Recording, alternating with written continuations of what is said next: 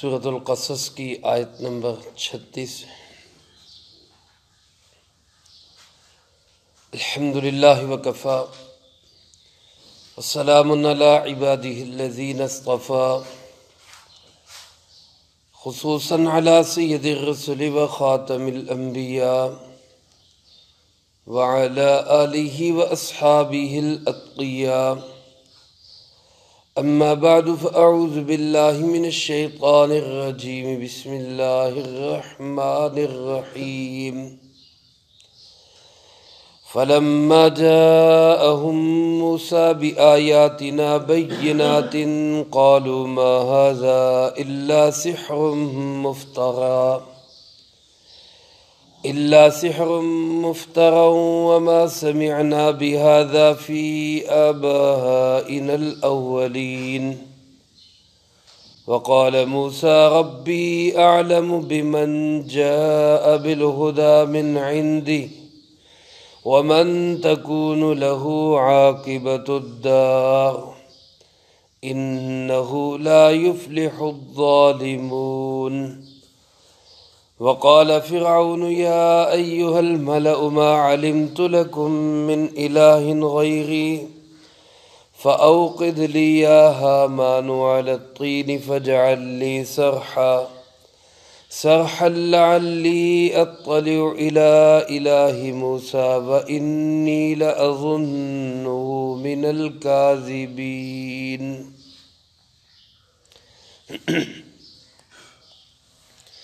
فلما جاءهم موسى بآياتنا بينات، پھر جب آئے موسیٰ علیہ السلام ان کے پاس ہماری واضح نشانیاں لے کر، قالو وہ لوگ کہنے لگے، ما ھذا الا سحر مفتری، کچھ نہیں ہے یہ سوائے اس کے کہ ایک جادو ہے خود تراشا ہوا۔ وما سمعنا بہذا فی آبائنا الاولین، اور ہم نے نہیں سنا ایسی کوئی باتیں اپنے پہلے آباء و اجداد میں۔ وقال موسیٰ، اور موسیٰ علیہ السلام فرمانے لگے، ربی اعلم بمن جاء بالہدی، میرا پروردگار بہت اچھی طرح جانتا ہے کہ کون ہے جو ہدایت لے کر آیا، من عندہ، اسی کی جانب سے، ومن تکون لہ عاقبۃ الدار، اور وہ کون ہوگا جس کے لیے آخرت کا اچھا انجام ہوگا، انہ لا یفلح الظالمون، پکی بات ہے کہ ظالموں کو کبھی فلاح نہیں ملتی۔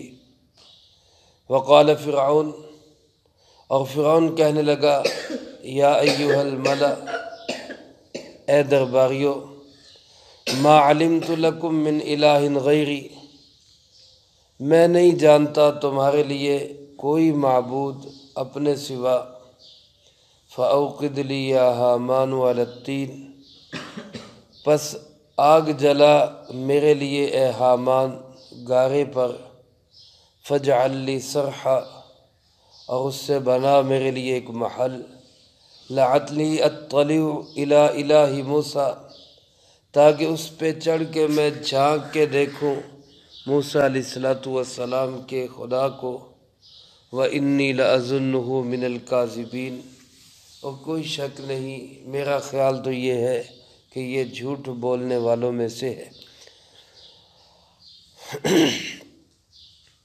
ان آیات مبارکہ میں اللہ رب العالمین نے حضرت سیدنا موسیٰ علیہ نبینا وعلیہ السلام کے فرعون کے دربار میں پہنچنے پہ ان کی جو گفتگو ہوئی، جو مناظرہ ہوا، جو آپس میں ایک بحث و مباحثہ ہوا، اس کا تذکرہ فرمایا ہے۔ قرآن کریم کا جیسے اسلوب ہے اور طرز بیان ہے کہ قرآن کریم ہر چھوٹے بڑے واقعے کو ٹچ نہیں کرتا، بلکہ جو واقعے کا اصل مقصد ہوتا ہے اس کو سامنے رکھتا ہے۔ یہاں بھی حضرت موسیٰ علیہ السلام جنگل کے اندر اہلیہ کو ایک جگہ بٹھا کر وہ کوہ طور پہ آگ لینے کے لیے گئے، اللہ نے پیغمبری عطا فرما دی۔ اس کے بعد کیا ہوا؟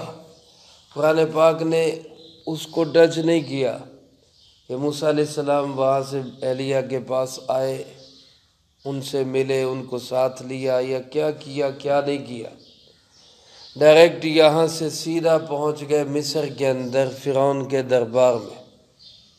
ظاہر سی بات ہے، اللہ کا نبی اپنی اہلیہ کو ساتھ لے کر وہاں سے سفر کرتے ہوئے مصر پہنچے، ان کو گھر میں چھوڑا اور پھر اللہ کا حکم پورا کرنے کے لیے فرعون کے دربار میں پہنچے۔ تو وہاں جو پہنچ کے گفتگو ہوئی، مختلف صورتوں کے اندر مختلف جگہ پہ اللہ پاک نے مختلف انداز سے بیان فرمائی ہے۔ خلاصہ اس کا یہی ہے کہ حضرت سیدنا موسیٰ علیہ السلام نے اس کے سامنے جا کر دو ہی مطالبے رکھے۔ ایک تو اپنی حیثیت بتلائی کہ میں اللہ رب العالمین کا رسول بن کے آیا ہوں، مجھے بھیجا گیا ہے، میرا مقام یہ ہے کہ میں رب العالمین کا پیغمبر بن کے آیا ہوں۔ اور دوسری بات یہ کہ میں تجھے بھی دین حق کی طرف دعوت دیتا ہوں، ایک اللہ کی طرف آ جاؤ، اپنی خدائی کے دعوے چھوڑ دو، اللہ کے سامنے جھک جاؤ۔ اور دوسرا میرا ٹارگٹ اور نصب العین اور پروگرام یہ ہے کہ ان ارسل معنا بنی اسرائیل، یہ جو بنی اسرائیل کے لوگ ہیں جن کو تو نے اپنا غلام بنایا ہوا ہے، ان کو آزادی دے دو، میں ان کی آزادی کے لیے آیا ہوں۔ انبیاء علیہ السلام کی بعثت کے بنیادی مقاصد میں ایک بڑا مقصد لوگوں کی غلامی سے نکال کر اللہ کی غلامی میں لانا ہے، بندوں کو بندوں کی بندگی سے نکال کر اللہ کی بندگی کے اندر لانا۔ تو فرعون نے بندوں کو اپنا بندہ بنایا ہوا تھا، اللہ کے بندوں کو اپنا بندہ بنایا ہوا تھا۔ تو حضرت موسیٰ علیہ السلام کو اسی مشن پر بھیجا گیا کہ آپ فرعون کو بھی دعوت دیں، اس کو بھی راہ ہدایت پہ لانے کی کوشش کریں، لیکن اس کے ساتھ آپ کا ایک بڑا مقصد یہ ہے کہ ہم نے اپنی قوم کو، بنی اسرائیل کو فرعونی ظلم و استبداد سے نجات دلوانی ہے۔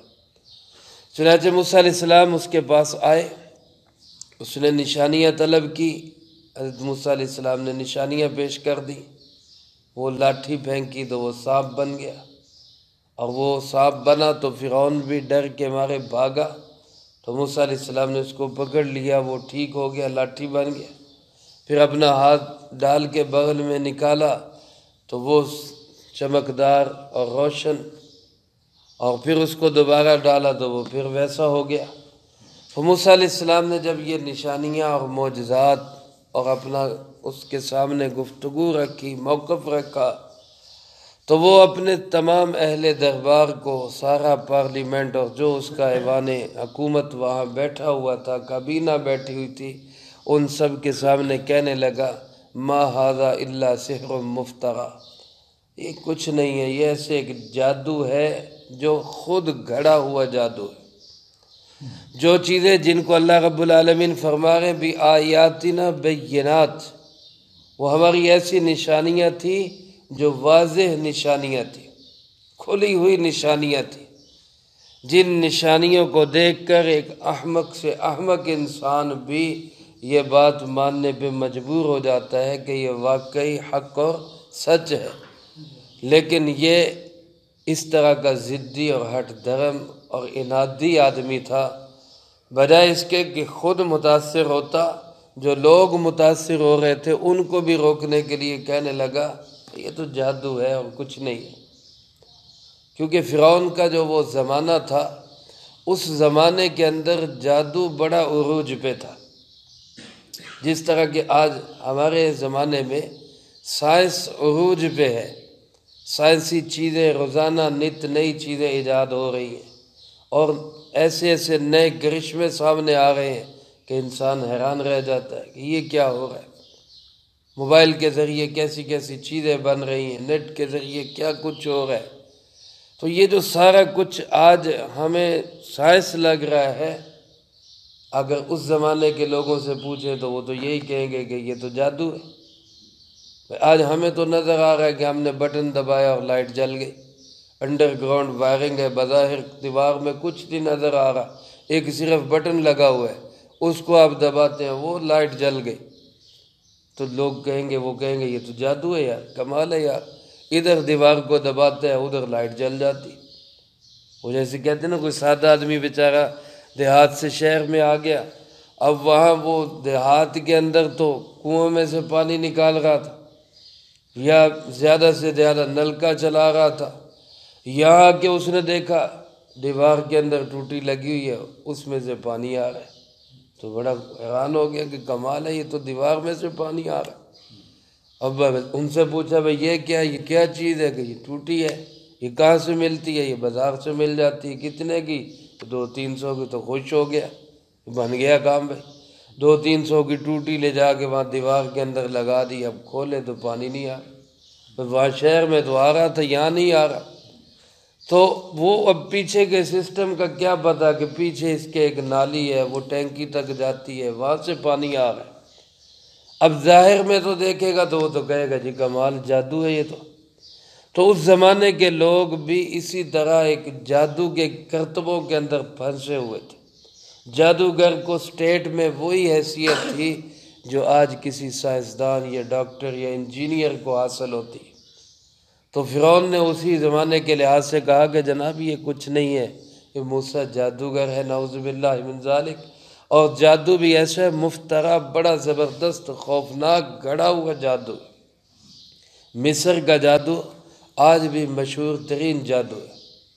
یہ جو ہمارے ہاں مشہور ہے بنگالی جادو اور فلاں بنگالی بابا، یہ تو کچھ بھی نہیں ہے۔ جو مصری جادوگر ہے وہ آج بھی جادوگری کے اندر وہ بڑا مشہور ہے۔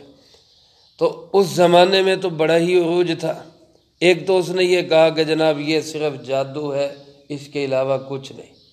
اور دوسرا کہنے لگا ما سمعنا بہذا فی آبائنا الاولین، جو باتیں یہ کر رہا ہے کہ اللہ ایک ہے، اس کا کوئی ساجی اور شریک نہیں، مشکل کشا وہی ہے، حاجت روا وہی ہے، بگڑی بنانے والا وہی ہے، اللہ سے سب کچھ ہونے کا یقین، اللہ کے حکم کے بغیر کسی سے کچھ نہ ہونے کا یقین، جو یہ باتیں کر رہے ہیں یہ تو ہم نے پہلے کبھی سنی نہیں ہے۔ ما سمعنا بہذا فی آبائنا الاولین، ہم نے اپنے پہلے آباء و اجداد میں کبھی یہ باتیں نہیں سنی۔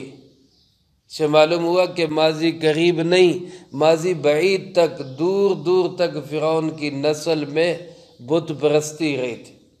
اس لیے اس نے کہا کہ پہلے آباء و اجداد میں بھی ہم نے کبھی نہیں سنا کہ ایک اللہ کی عبادت کرتے ہو، وہ بھی بتوں کی عبادت کرتے آئے۔ موسیٰ علیہ السلام نے اس کا جواب کیا دیا؟ اب موسیٰ علیہ السلام اس کے جواب میں مشتعل نہیں ہوئے۔ موسیٰ علیہ السلام نے اس کے جواب کے اندر کوئی ایسی بد زبانی نہیں کی، بد اخلاقی نہیں کی، اس کو یہ نہیں کہا کہ نہیں تم جھوٹ بول رہے ہو، تم غلط کہہ رہے ہو، تم کافر ہو، تم یہ ہو، بلکہ موسیٰ علیہ السلام نے اس کو بڑے تحمل کے ساتھ کہا ربی اعلم بمن جاء بالہدی من عندی، تم تو مجھے کہہ رہے ہو جادوگر، میرا پروردگار جانتا ہے میری حیثیت کیا ہے، مجھے اس کی صفائی دینے کی ضرورت نہیں ہے کہ میں جادوگر ہوں یا نہیں ہوں، مجھے اس کی صفائی دینے کی ضرورت نہیں کہ میں کس لیے تمہیں یہ باتیں کر رہا ہوں، میرا رب بڑی اچھی طرح جانتا ہے کون ہدایت لے کر آیا ہے، بمن جاء بالہدی، اور من عندہ، اس کے پاس سے ہدایت لے کے آیا ہے۔ اب میں تمہیں بات کر رہا ہوں اپنی دلیل اور مضبوطی کے ساتھ کر رہا ہوں، لیکن میری حیثیت کیا ہے، تو مان یا نہ مان، تو بات دیکھ بات کیا ہے، میں کیا لے کر آیا ہوں، میں کون ہوں، میری حیثیت کیا ہے، اس کو چھوڑ، میں جادوگر ہوں، میں خدا نخواستہ کوئی اور حیثیت رکھتا ہوں، لیکن جو میں بات کر رہا ہوں اس کا وزن دیکھ۔ فَمَا وَمَن تَكُونُ لَهُ عَاقِبَةُ الدَّارِ، ظاہر بھی دیکھ لے کہ کیا ہے، کون ہے، ہدایت کس کے پاس ہے، اللہ بہتر جانتا ہے، اور آخرت کا انجام کس کا اچھا ہوگا یہ بھی کون جانتا ہے؟ اللہ ہی جانتا۔ من تکون لہ عاقبۃ الدار۔ ہاں اتنی بات کلیئر ہے، دو ٹوک ہے کہ انہ لا یفلح الظالمون، جو ظلم کرنے والا ہوتا ہے اس کو کبھی فلاح نہیں ملتی۔ ظالم آدمی کبھی بھی کامیاب نہیں ہو سکتا۔ اگر میں ظالم ہوں کہ میں ایک غلط بات، من گھڑت بات اللہ کی طرف منسوب کر رہا ہوں، تو ظاہر بات ہے اس سے بڑا ظالم کون ہوگا جو ایک ان کہی بات کو اللہ کی طرف منسوب کر دے۔ اللہ نے کہی نہیں ہے، اللہ پاک نے فرمائی نہیں ہے، من اظلم ممن افترى علی اللہ کذبا، اس سے بڑا ظالم کون ہے جو اللہ کے متعلق جھوٹ بولے۔ ایک بات اللہ پاک نے کہی نہیں، وہ کہہ رہا ہے یہ اللہ نے کہا ہے، وہ تو سب سے بڑا ظالم ہے۔ تو اگر میں ظالم ہوں، اللہ نے مجھے نہیں بھیجا، میں جان بوجھ کے کہہ رہا ہوں کہ اللہ نے بھیجا ہے، تو پھر میں ظالم ہوں، مجھے فلاح نہیں ملے گی، میں کامیاب نہیں ہوں گا۔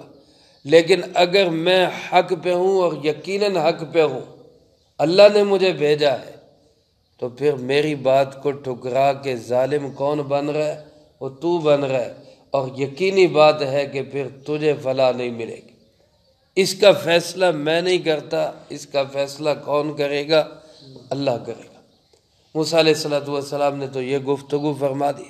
اب یہ گفتگو ایسی ہے ہر بندے کو متاثر کرتی ہے، اور پھر جب اللہ کا نبی گفتگو کرے جس کی زبان میں اخلاص ہے، جس میں بے لوث دعوت دے رہا ہے، کوئی لالچ نہیں ہے، کوئی مفاد نہیں ہے، وہ ایک انسان کے فائدے کی بات، انسانیت کے فائدے کی بات کر رہا ہے، تو وہ ظاہر سی بات ہے اس کو ہر بندہ پسند کرتا ہے، وہ ہر بندے پہ وہ اثر انداز ہوگی۔ تو پھر ان لوگوں کا، باطل والوں کا وہ طریقہ کیا ہوتا ہے کہ حق والوں کی آواز ہی لوگوں تک نہ پہنچے۔ صورتحال ایسی بناؤ، انداز ایسا اختیار کرو کہ ان کی بات کوئی لوگوں تک نہ پہنچنے دو، کیونکہ بات پہنچے گی تو لوگ تو کہیں گے کہ جی ٹھیک ہے، یہ بات ٹھیک کر رہے، تو لہذا پھر ان کی آواز کو دبا دیا جاتا ہے۔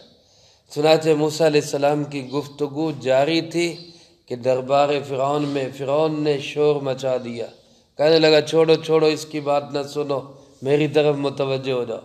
فرعون کہنے لگا یا ایھا الملا، او درباریو میری بات سنو، ما علمت لکم من الہ غیری، یاد رکھنا میرے علم میں میرے سوا تمہارا کوئی معبود نہیں ہے، میرے علم کے مطابق میرے سوا تمہارا کوئی معبود نہیں۔